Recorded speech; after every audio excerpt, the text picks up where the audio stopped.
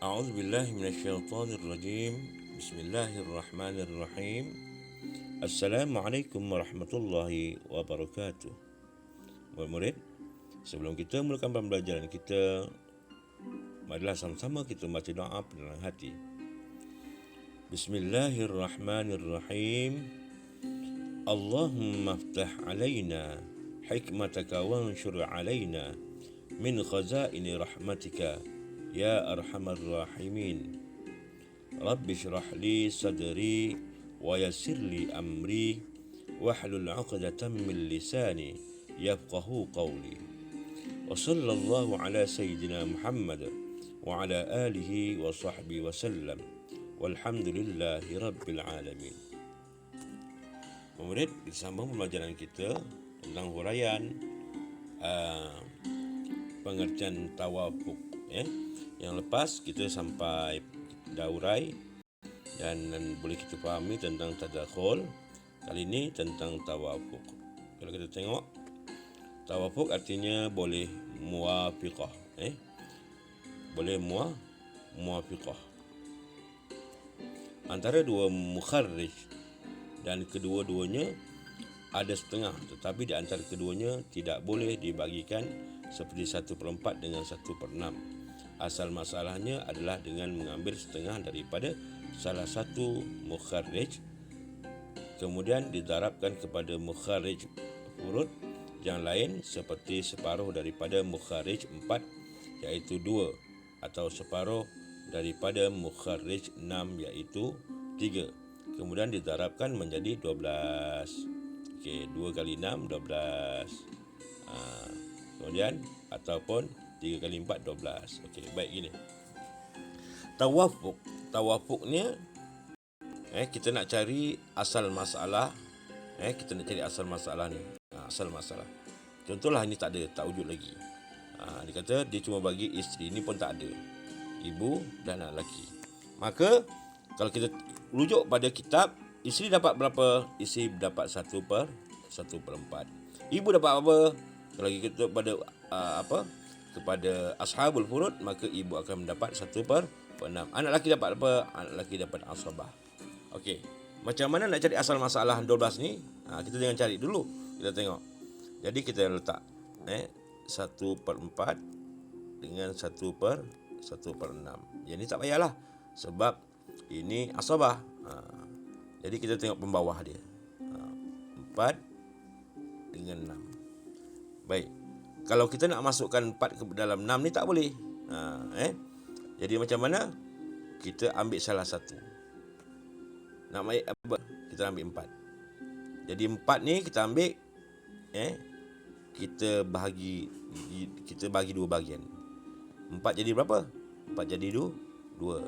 Jadi 6 kali 2, 12. Macam tu je. Ataupun semula 1/4 dengan 1/6. Kita ambil yang 6. Kita potong, dia jadi 3. Terus kalikan. 4 kali 3, 12. Dapatlah. Baik, Ustaz tunjuk contoh.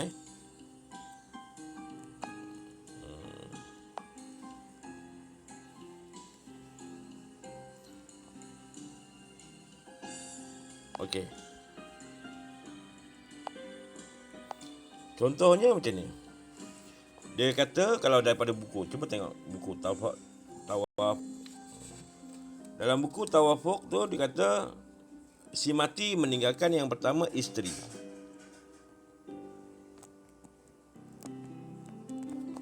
Yang keduanya ibu. Yang ketiganya anak lelaki. Baik. Kita bila tengok pada buku kitab, tengok pada isteri dapat berapa. Nak tengok kat mana? Tengok kepada ashabul furud. Kalau ikut pada ashabul furud, maka isteri akan dapat 1/4. Ibu dapat berapa? Kalau ikut pada ashabul furud, maka ibu akan dapat 1/6. Dan anak lelaki ikut pada ashabul furud, dia akan mendapat golongan asabah. Baik. Kemudian nak cari apa? Nak cari asal masalah. Nak cari asal masalah. Apa asal masalah dia? Tengok ni. Bila 1/4 dengan 1/6, tengok pada bawah dia, potong salah satu, bagi 2 salah satu ni.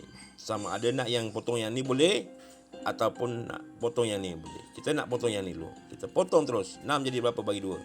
Jadi 3. Dah selesai macam tu, terus 4 ni kali 3. Kalikan terus. 4 kali 3 berapa? 12. Asal masalah 12. Okey, selesai. Okey. Jadi terus kita bagikan 12, kita kalikan yang atas. 12 kali 1, 12. 12 bagi 4, 3. Kemudian yang atas kita kalikan yang atas, kita bagi yang bawah. Kalikan yang atas, bagi yang bawah. 12 kali 1, 12. 12 bagi 6, 2. Jadi berapa? 3 campur 2, jawapannya 5. Bakinya berapa? 12 bakinya berapa? 7. Maka anak lelaki akan dapat 7. Macam tu. Okey. Kita campurkan 7 campur 2, 9, 10, 11, 12. Jadi okey, sama. Itu kaedah tawafuk. Baik, contoh kedua.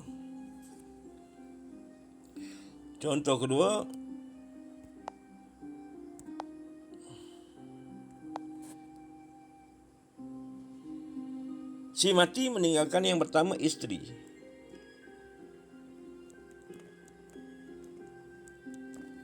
Kemudian dia meninggalkan bapa. Kemudian dia meninggalkan anak lelaki.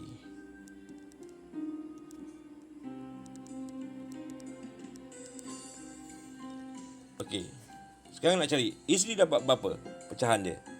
Kalau ikut pada kitab, buka kepada Ashabul Furud yang sebelum kita baca. Maka isteri akan mendapat 1/8. Bapa dapat apa? Tengok Ashabul Furud juga. Bapa dapat 1/6. Anak lelaki dapat apa? Anak lelaki dapat asabah. Lepas tu nak cari apa? Nak cari asal masalah. Macam mana? 1/8 dengan 1/6. Tengok pada pembawah dia ni. Potong salah satu. Nak potong yang mana? Kita potong yang ni lah. Potong yang ni pun boleh. Kita potong yang ni contoh. 8 ni kita potong 2 jadi 4. Terus 6 kali 4. 6 kali 4 24. Terus dapat asal masalah 24. Ataupun semula 1/8 dengan 1/6. Kita nak potong yang 6. Potong 6 jadi 3. 8 kali 3 sama juga 24. Boleh juga. Kemudian macam mana nak isteri dapat apa? 24 kali yang atas bagi yang bawah. 24 kali 1, 24. 24 bagi 8, 24 bagi 8, 3. 24 kali 1, 24. 24 bagi 6, 24 bagi 6, 4. Asabah bakinya. Kita campur 4, 5, 6, 7. Jadi 7. 24 tolak 7, 17. Baik. Kalau kita campurkan 17 campur 4 campur 3, 24. Sama dengan asal masalah. Selesai. Macam tu. Okey, kita sambung pada kaedah seterusnya, iaitu tabayyun.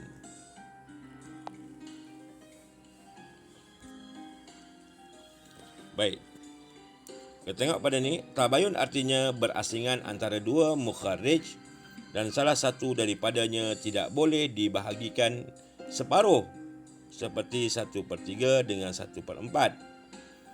Asal masalahnya adalah didarabkan kepada kedua-dua mukharrij 3 dengan 4 menjadi 12. Okey.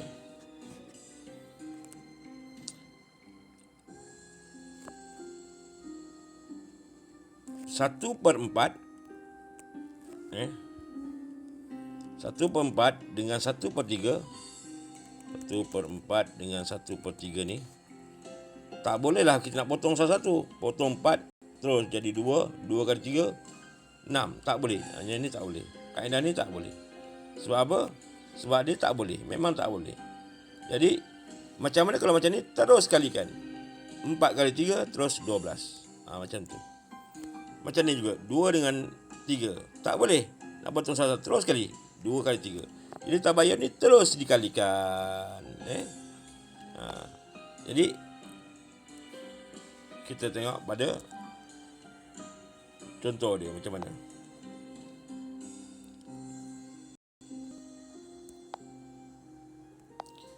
Baik, seperti contoh, si mati meninggalkan pertama isteri. Kemudian dia meninggalkan ibu. Kemudian dia meninggalkan bapa saudara.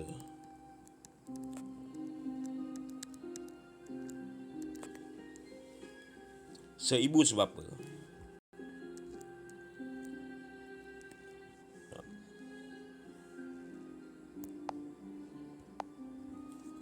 Bapa saudara, seibu, sebapa. Okey. Nak cari apa? Nak cari berapa isteri dapat, iaitu ashabul furud. Rujuk dalam kitab tentang ashabul furud.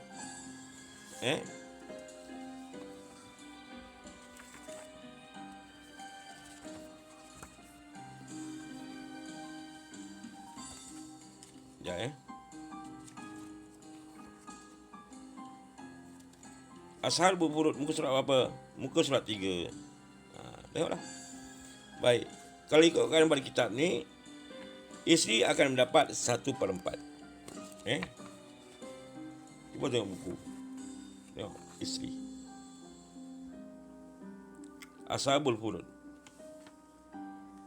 Pada isteri, cari nama isteri. 1/4 tu. Yang nombor 2, muka surat 4 nombor 2.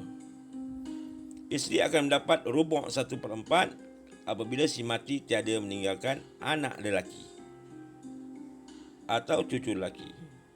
Anak perempuan atau cucu perempuan. Isteri akan dapat 1/4. Kenapa? Kerana tiada anak. Anak lelaki ke anak perempuan tak ada. Kemudian tengok pula ibu. Ibu dapat berapa? Kalau ikutkan dalam kitab ini, ibu mendapat 1/3. Macam mana ibu dapat 1/3 pula? Tengok pada sulus. Pada sulus, iaitu muka surat saya tengok muka surat 6. Sulus muka surat 6. Cek nombor 1. Ibu apabila si mati tiada meninggalkan anak lelaki, anak perempuan, 2 anak atau lebih, maka dapat sulus kerana tidak ada anak. Sulus 1/3. Dan bapa saudara dia mendapat asabah. Pun tengok pada bahagian asabah nanti. Okey, dah dapat ni. Nak cari apa lepas tu? Nak cari asal masalah. Macam mana? Letaklah 4, 1/4, 1/3. Jadi ni nak masuk salah satu tak boleh. Nak buat secara tadakhul pun tak boleh. Nak masuk secara yang lain-lain pun tak ada. Tawafuk pun tak boleh. Sebab dia tak sama. Maka kaedahnya iaitu terus kali. 4 kali 3 terus 2, 12. Asal masalah 2, 12. Jadi macam mana? 12 kali 1, 12. 12 bagi 4, 3. Isteri akan dapati 3 bahagian. 12 kali 1, 12. 12 bagi 3, 4. Baik, campurkan 4 campur 3, 7.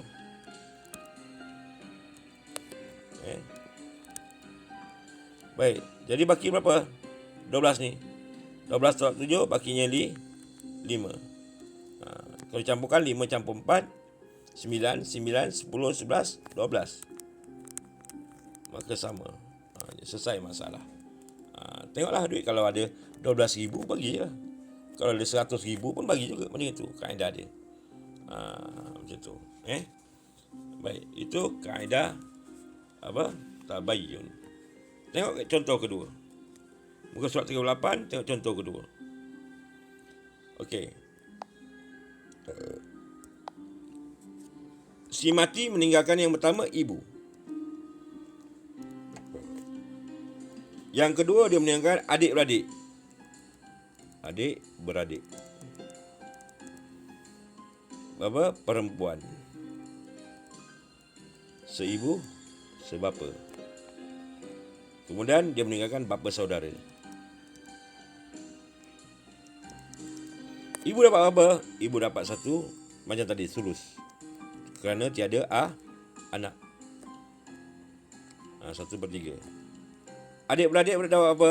Adik-beradik mendapat 1/2. Kerana pun tak ada anak. Bapa saudara dapat apa? Dapat asabah. Baik. Nak cari apa sebenarnya? Cari asal masalah. Kita tengok 1/3 dengan 1/2. Nak buat macam mana? Terus kalikan. Kerana tak boleh masuk. 2 tak boleh masuk 3, 3 tak masuk 2. Nak potong-potong pun tak boleh. Terus 3 kali 2, 6. Asal masalah apa? 6. Lepas tu nak cari apa? Selesaikan. 6 kali 1, 6. 6 bagi 3, berapa? 2. 6 kali 1, 6. 6 bagi 3, 6 bagi 2, 3. Baik, 3, 4, 5. 6 tolak 5, 1. Maka bapa saudara akan dapat 1. Campurkan 3 campur 2, 5. 5 campur 1, 6. Maka sama.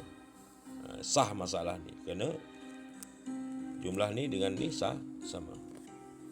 Baik, murid. Akan datang kita akan tengok pada tajuk Aul, muka surat 39 akan datang. Wabillahi taufiq wal hidayah. Wassalamualaikum warahmatullahi wabarakatuh.